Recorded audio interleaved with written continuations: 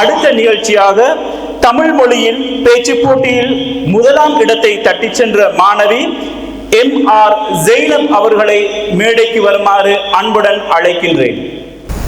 அவைக்கலையில் வீற்றிருக்கும் மதிப்பிற்குரிய மார்க்க அறிஞர்களே, தாய்மார்களே, சகோதர சகோதரிகளே, உங்கள் அனைவருக்கும் என் முதற்கண் சலாத்தை தெரிவித்துக் கொள்கிறேன். அஸ்ஸலாமு அலைக்கும் வரஹ்மத்துல்லாஹி வபரகாத்துஹு. திருக்குர்ஆன் அருளப்பட்ட இந்த ரமலானுடைய மாதத்தின் குர்ஆனின் தாயாக காணப்படுகின்ற மகத்துவம் மிக்க அல்ஹம்து சூராவின் அருமை பெருமைகளை சுருக்கி கூற முன்வந்துள்ளேன். இந்த புனிதமிக்க திருக்குர்ஆன் முஹம்மது நபி ஸல்லல்லாஹு அலைஹி வஸல்லம் அவர்களுக்கு தமது சமுதாயத்தினரை ஜாஹிலிய அறியாமை காலத்தில் மூழ்கி கிடந்த தன் சமுதாயத்தினை நேர்வழிப்படுத்துவதற்காக அல்லாஹ்வால் அருளப்பட்ட ஒரு நூலாகும். இந்த குர்ஆனின் முதலாவது அத்தியாயமாகவும் 7 வசனங்களை கொண்ட மக்கி சூறாவாகவும் அல்ஹம்து சூரா காணப்படுகின்றது. இந்த அல்ஹம்து சூராவிற்கு சூரத்துல் ஃபாத்திஹா, ஃபாத்திஹத்துல் கிதாப், உம்முல் கிதாப் என பல பெயர்கள் காணப்படுகின்றன. சூரத்துல் ஃபாத்திஹாவை பொறுத்தவரையில் நாம் அதை 2 பிரிவுகளின் அடிப்படையில் நோக்கலாம். முதலாம் பிரிவு அடியானாகிய நாம் அல்லாஹ்வை புகழுதலாகும். அதாவது அடியானாகிய நாம் அல்லாஹ்வின் படைப்பினங்கள் அனைத்தும் அவனுக்கே உரியது என்று நம்பி அவனை புகழுதலாகும். அல்ஹம்துலில்லாஹி ரப்பில் ஆலமீன். அல்ஹம்துலில்லாஹ், எல்லா புகழும் அல்லாஹ்வுக்கே. இவ்வாறு எல்லா புகழையும் அவனுக்கு செலுத்த காரணம் அவன் ரப்புல் ஆலமீனாக காணப்படுகின்றான். அதாவது அகிலத்தை எல்லாம் படைத்து பரிபாலிப்பவன் அவன். எனவே அவனுக்கு எல்லா புகழும். இந்த வசனமானது முஃமினாகிய எமக்கு ஏகத்துவத்தினை உறுதிப்படுத்துகின்றது. மேலும் அர் ரஹ்மானுர் ரஹீம், அளவற்ற அருளாளனும் நிகரற்ற அன்புடையோனும் ஆவான். ஒரு அடியானுக்காக அவன் அளவு கடந்த அருள்களை வழங்குவதில் அவனுக்கு நிகர் அவனே. மேலும் ஒரு குழந்தை மீது ஒரு தாய் வைத்துள்ள அன்பை விட பன்மடங்கு அன்பை ஒரு அடியான் மீது அல்லாஹ் வைத்துள்ளான். எனவேதான் அவன் அளவற்ற அருளாளனாகவும் நிகரற்ற அன்புடையோனாகவும் காணப்படுகின்றான். இந்த ரஹ்மான் ரஹீம் என்ற 2 சொற்களும் ரஹ்மத் என்ற சொல்லிலிருந்தே தோற்றம் பெற்றதாக கருதப்படுகின்றது.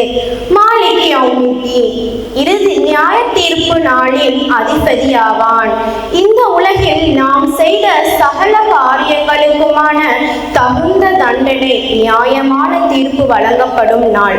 அன்றைய நாளிற்கான அதிபதியும் அவன் ஒருவன் மாத்திரமே என்பதனாலேயே அவனுக்கு எல்லா புகழும். எனவே சூரத்துல் ஃபாத்திஹாவின் முதலாம் பிரிவின் ஊடாக அடியானாகிய நாம் அல்லாஹ்வை புகழ்கின்றதை தெளிவாக காட்டித் தருகின்றது. அதன் 2ஆம் பிரிவு அடியான் தனக்காக பிரார்த்திப்பதாகும். அதாவது அடியானாகிய நாம் அவனிடத்தில் மன்றாடி கையேந்தி பிரார்த்திப்பதை குறிக்கும். உன்னையே வணங்குகிறோம், உன்னிடமே உதவி தேடுகிறோம். அல்லாஹ்வை மாத்திரம் வணங்க வேண்டும் என்பதற்காக இஸ்லாம் நமக்கு பல வழிகாட்டல்களை காட்டித் தருகின்றது. வணக்கங்களுள் முதன்மையானது துஆ என்று கூறப்படுகின்றது. மேலும் சத்தியம் செய்தல், நன்றி செலுத்துதல், நேர்ச்சை வைத்தல் மற்றும் தொழுகை இவைகளெல்லாம் வணக்கம் என்று இஸ்லாம் நமக்கு காட்டித் தருகின்றது. இவை அனைத்தும் அவனுக்கு மாத்திரமே உரியது என்று நமக்கு உறுதியாக கற்றுத் தருகின்றது. உன்னிடமே உதவியும் தேடுகின்றோம். நாம் அவனிடம் உதவி தேடும் பொழுது தூய உள்ளத்தோடு, உறுதியான நம்பிக்கையோடும், பணிவுடனும் இரகசியமாகவும் கேட்க வேண்டும். நம் கோரிக்கைகள் அனைத்தும் நிறைவேறும் வரை நாம் பொறுமையோடு காத்திருக்க வேண்டும். எங்களுக்கு நேரான பாதையை காட்டித் தருவாயாக. நேரான பாதை என்பது அல்லாஹ்வை மட்டும் வணங்குதல், இறை தூதர்களை பின்பற்றுதல், ஏவல் விலக்கல்களை ஏற்று நடத்தல், நீதியை மட்டும் பேசுதல். இவ்வாறு இஸ்லாமிய மூலாதாரங்களில் கூறப்பட்ட நேர் வழிகளையே குறிக்கும். இவ்வாறு இதன்பால் நம்மை நடத்திடுவாயாக என்று அடியானாகிய நாம் ரப்புல் ஆலமீனிடம் கையேந்தி பிரார்த்திக்கின்றோம்.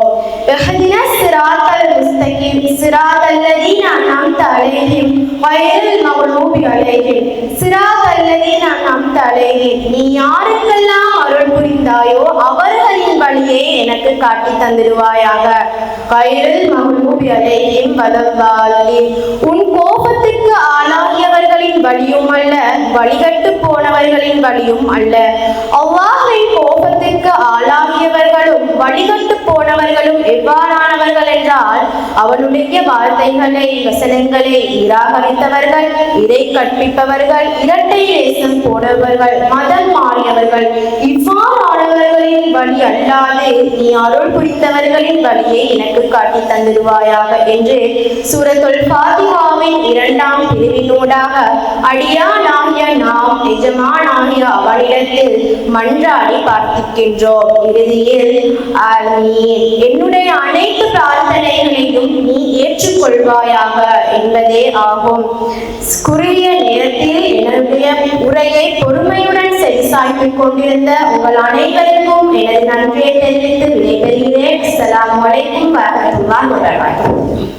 மிகச் சிறந்த முறையில் தமிழ் மொழி பேச்சு போட்டியில் 1ஆம் இடம் பெற்று சென்ற மாணவி MR ஜெய்னப் அவர்கள் தனது உரையினை நிகழ்த்தியிருந்தார். இந்த போட்டியின் மிக முக்கிய நோக்கமே மாணவர்களின் திறமைகளை வெளிக்கொணர்ந்து அதன் மூலமாக அழைப்பாளர்களை நாங்கள் இந்த நாட்டிற்கு ஏற்படுத்துவதுதான் மிக முக்கியமான நோக்கம்.